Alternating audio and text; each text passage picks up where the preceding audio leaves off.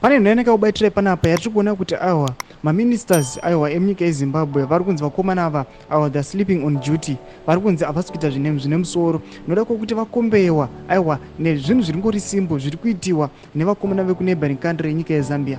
Maresponse andiri kutaura panapa hazvisi zvinhu zviri kubva kwatiri isusu, but tikuona kuti macitizens ari kuuya nemaideas panapa vachishiya kuti aiwa kana vakateerera ngavaite change nekukasika. Sandapinda masvika muda nyongwa pana mudori wasubscribe ulike turn on the bell icon. Nyaya inotangira pakuti mutungamiri wenyika yezambia anokomishina kana kuvhura mahospitals amuri kuona kana semavidhios amabona atamboposta kumasure zvamuri kuona kuti aiwa mutungamiri wenyika yezambia vakaenda chilema anokomishina sezvamuri kuona izvi zvinhu zvinokurudzirwa, zvinhu zvinokudziwa. Tinoona kuti tikapinda panapa pane vanhu vanokomenda, pane anonyora achiti we only wish if our diamonds, gold and platinum and other minerals could be used for these types of social infrastructure in Zimbabwe.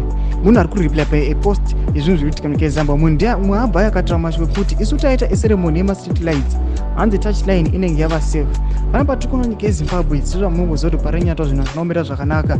Yes, vanenge vachiti masanctions ari kuhinda the progress kana success yenyika yezimbabwe, but tinoona kuti vakomana ava pane zviitiko zviviri zvatinoona kuti aiwa pane nhau yogadzirwa kwemastreet lights nenhau yepa-airport panogadzirwa the vvip section yema-airlights enyika yezimbabwe. Panapa vanouya vachiti aiwa vanotoakamana nepicture ramuri kuona iro vachiti yes, panapa toona kuti nyika yezambia iri kuita kuti aiwa life yemunyika yezambia ive secured, vanhu vakwanise kurarama, aiwa life expectancy increase nekuda kwokuti the health ministry inenge yakwanisa kuisa equipment iri advanced and adequate.